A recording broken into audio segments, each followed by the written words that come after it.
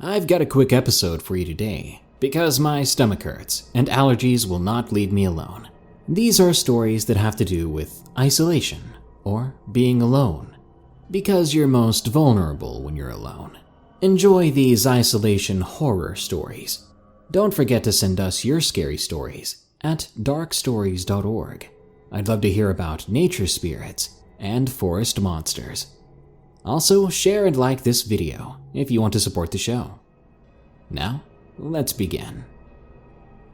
Creature in the Farmhouse, from Uvozod. This was shared with me by a friend who was absolutely adamant that everything she said was true. While it is hard to believe, I do believe her. She lived in an old farmhouse all her life. Strange noises or the sounds of footsteps going upstairs were fairly common throughout the years. They were so common that it became just another part of life on the farm, and not particularly scary anymore. She had never actually seen anything in all her years living there, but that changed one night at the age of 24. Her parents had moved out of the old farmhouse shortly after she left home. A couple of years later, they let her and her new family move back in. Of course, she had expected to hear the same noises that she'd heard all her life, and so she did the very night they moved back in. Her husband was really creeped out at first, to the point of not wanting to leave her and their daughter at home at night while he left for work. She reassured him that there was nothing to worry about. She had been hearing these sounds all her life, and they'd be fine. Shortly after they had moved in one night, when her husband was at work and her daughter went to bed upstairs, my friend was lying in bed with the door open and a nightlight on in the hallway for her daughter, who slept in her room at the end of the hall. While lying there just before she drifted off to sleep, she heard footsteps coming down the hall. At first, she thought it was her daughter, but as she listened, she realized it was coming from the opposite end of the hallway from her daughter's room. Of course, she immediately thought that it was the same thing that had been making those noises her whole life. She lay there and watched the doorway as the steps got closer. Until, all of a sudden, a short creature about 2 feet tall scurried on 2 legs across the doorway and headed toward her daughter's room. Before she even had a chance to comprehend what she saw, her daughter began to scream. My friend bolted down the hall and into the room, flipping on the light switch. Her daughter was sitting up in bed crying, saying something about a monster. She was in shock at the moment, but quickly looked around the room and saw nothing. She was afraid and scooped up her daughter, now running instead of searching any further. They eventually fell asleep downstairs in the living room with all the lights on. She never saw the creature again, but they ended up moving soon after that. I don't know what to make of all that, and I'm still a bit skeptical, but she sounded genuinely freaked out when she told us the story, and I believe that she believes what she saw was real. The Phantom Storm, from WonderBlox Productions. 12 years ago, a small Oklahoman-led mining town was wiped from existence. A major tornado hit the area. Several were killed, many more injured. Metal contamination, extreme damage, and groundwater contamination forced the survivors out of the town, rendering it uninhabitable. No one remains in this town, or so we thought. I've been a storm spotter in Oklahoma for 18 years.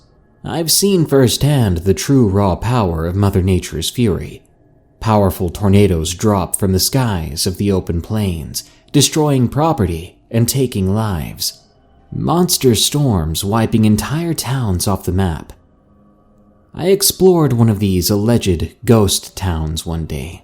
It was a small town called Pitcher. I was to go alone, exploring the abandoned town. I had to wear a hazmat suit due to the metal contamination.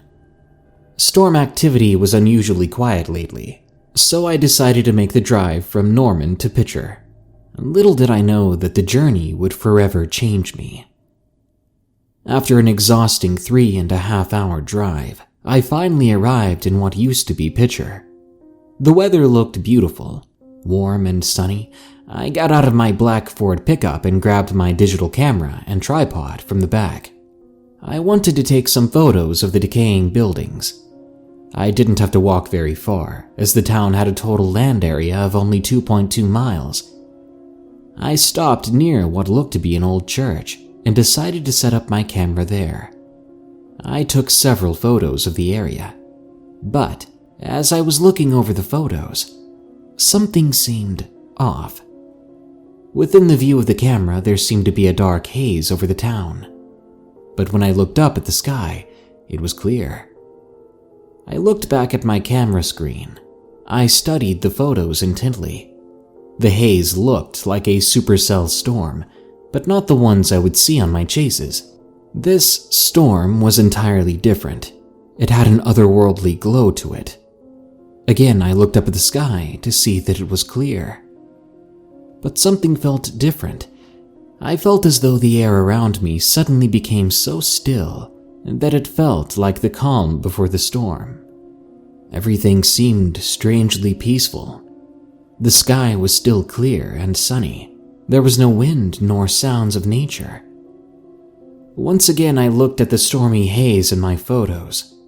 Only this time, when I looked up, I did see the storm.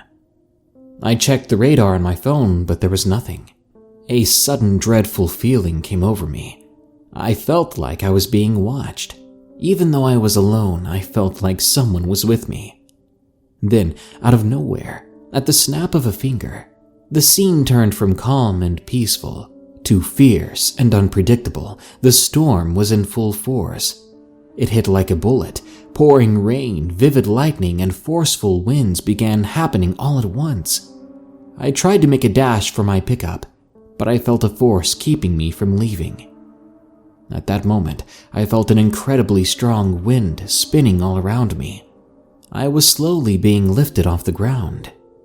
That was the last thing I remembered before blacking out. When I came to, I was still inside the spinning whirlwind, looking straight up through the eye of the storm. There was a bright white light, but within it was a pair of the most disturbing, demon-like red eyes. I then heard a low, inhuman voice speaking. "Lucinda, you are trespassing. You shouldn't have set foot into our land. You will pay for your intrusion." Then I blacked out again. When I woke up once more, everything was back to normal. No wind, no rain, no clouds. The sky was sunny. Birds were chirping. I rubbed my eyes and looked around. I remembered the storm before my first blackout. It was pouring rain, but nothing was wet. The wind had been howling, but everything around me was untouched. Then I remembered the voice I'd heard, the eyes I'd seen. I thought I had passed out and dreamt this whole thing. I grabbed my equipment and got into my truck. That night back at home, I woke up suddenly. The feeling that I was being watched came flooding through me again. I looked to the corner of my bedroom, and there was the same set of eyes I'd seen in Pitcher. A voice called out, "I told you you would pay. I will never leave you." I rubbed my eyes, and those red eyes were gone. But ever since then, this feeling of being watched has never left me. I'll never be the same again. From Hellstorm. I lived in Oklahoma in a trailer with my mom and brother. Neither of them believed in the paranormal. So when this incident occurred, it was not easy to persuade them to believe me. But I was an 8-year-old girl back then, so that didn't help my case. This all happened on a Thursday morning. I was getting up to get ready for school. I have to take the bus to school because of how far out in the woods we live. I usually waited on the side of the road alone for no more than 5 minutes. That day, as I heard the bus coming down the gravel dirt road, I glanced upward, and across the road, standing in front of my bedroom's window, was this pale white thing. It was standing on 2 legs like a person, but it didn't really look like one. The bus eventually pulled up to where I was standing. I got on and shook that image out of my head. My day went on, and before I knew it, I was getting back off the bus at the same spot. Now, my mom works during the day, and my brother was in high school, so he got out later. As of right now, I was home alone. I had totally forgotten about what I'd seen that morning. I walked in the door, got a granola bar from the kitchen, and went to my room to do my homework. I wasn't paying attention when I was in my room. I was too busy getting stuff out of my backpack. When I got settled, I sat on my bed, and how I wish I never looked up. Because when I did, there stood that thing. It was down on all fours, its head in a position that looked as though its head wasn't put on right. I stood there for what seemed like forever, until it made this sound, this bizarre, nonsensical sound that snapped me out of my trance and put me in fight or flight mode. I grabbed the shotgun my mom kept by the front door, loaded it, and ran back to my room. When I got there, this thing was on the ceiling, crawling along it as if gravity didn't affect it. I freaked out, cocked the gun, then fired. The next thing I knew, it was running like a headless chicken out of my room, and it made that noise again, some sort of awful scream. Then I heard my window smash into little bits as the creature escaped. I grabbed my phone and hid in my mom's closet with the shotgun still in hand. I called my mom. I could tell that she sounded annoyed, but she could obviously hear that I was not okay, so she told me she was on her way. An hour later, I heard the front door open. I was about to get up and run to hug my mother, but then I heard scraping and what sounded like a man trying too hard to breathe. I then knew that wasn't my mother. That thing had come back, and this time, it was pissed.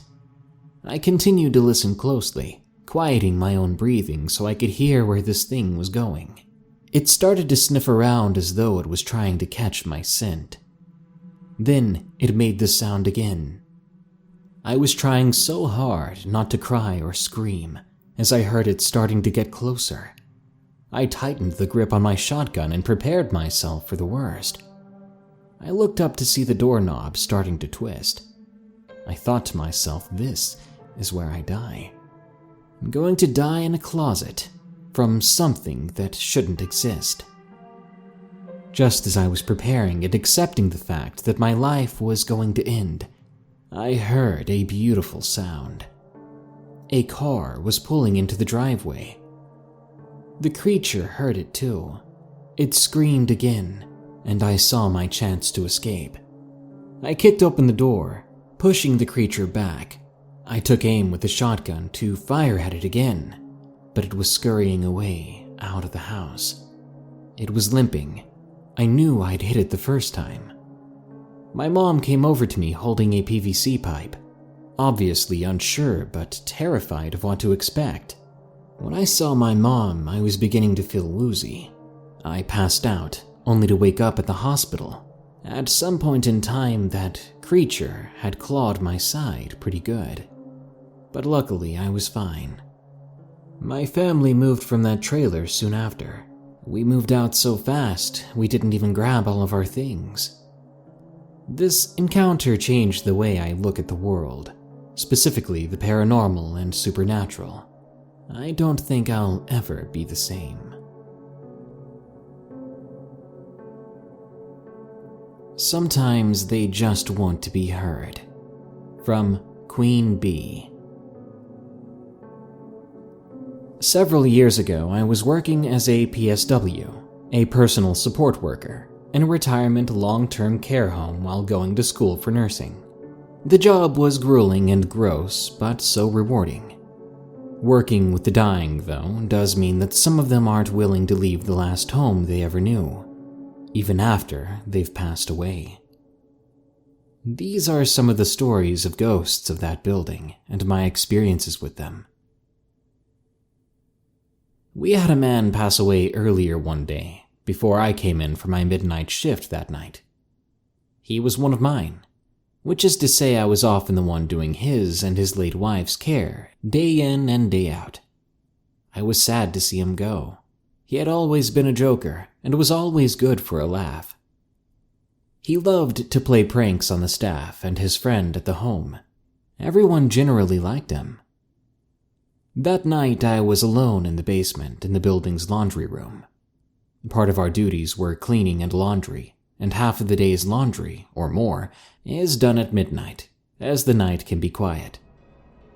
My partner for the night was upstairs doing a different duty, so it was just me and the radio. As I began to pull the laundry of a resident out of their hamper, I heard the toilet flush in the staff bathroom, which is right next to the laundry room. I stopped and listened for my partner to emerge, but she didn't, so I took out my walkie and asked, "Are you down in the basement with me?" Then I waited. She commented back, "No, I'm on floor 2 with room 201. Just then, my walkie and the radio in the room both began acting weird. My walkie started squealing like I'm holding another one against it, and the room's radio starts to crackle and sound distorted. The lights began to dim, like the bulb was about to burn out. Finally, the large rack of hangers to my left and behind me began to shake, and the hangers all began to sway. I started to think it was some sort of earthquake, which is very uncommon where I'm at in Canada, but not unheard of. But then I heard a voice. It was my late resident, R, making that same squeaky Donald Duck impression he would do to startle you. So I raised my voice above the noise in the room and said, "Very funny, R. Now cut it out. What are you still doing here? Go find your wife and be happy, you silly man." With that, it all stopped. The walkie, the radio, the lights, the hangers, everything went back to normal, and he was gone. The second story was another late resident of mine who passed away rather tragically on Christmas morning. She always wore a lovely orange silk housecoat, the kind that zips up, not the tie-up, as she went to the tea room to get a snack and a cup of tea before bed. This is also where myself and Im were taking a 15-minute break after putting all the residents to bed. It had been days since she passed away. As we sat there and drank our coffee, the TV flickered to life for only a second as an orange streak passed from the tea room and rounded the corner. Im shot up and chased after the blur, but as she rounded the corner, it was gone.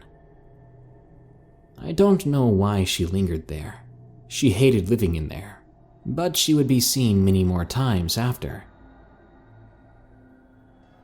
Finally, there were the long-time spirits, those whose living counterparts were long before my time, and on some accounts, long before the time of the old building we worked at. There was this little girl with a red ball. She was described by several palliative residents. She had long, either dark brown or black curly hair, a pretty church dress, whatever that means, but that's what they called it, and a large red ball. She would sit with them and talk to them, or they would talk about playing with her, when in reality they couldn't even get out of bed. She was kind, if not a bit annoying to some of the residents. I think she escorted them to the end. The other two were a man in the elevator who would whisper and pull your hair lightly or tap on your back. He would do this to staff, residents, visitors, it didn't matter. He was irritating, but not that bad. And the last was a woman's disembodied voice, who would sing down the halls of the locked unit all night. But when I or anyone else would go to check the residence or common areas, nobody was ever found. She was peaceful and happy, so that's all that really mattered. All these spirits and others existed at one point or another in that building, and other than all were witnessed by many other people, and all they ever wanted was to be heard. Well, that brings us to the end of this rather short Darkness Prevails episode. But don't you worry, more scary stories are on the way soon. So stay tuned, and be sure to send us your scary story if you want it narrated. Just go to darkstories.org. I'd love to hear about encounters with nature spirits and forest monsters. Until next time, here are the credits to my amazing patrons who continue to donate or have donated in the past. Oh, and before I go, be sure to like and share this video. Remember, stay safe out there, and stay creepy, because this world is a strange one.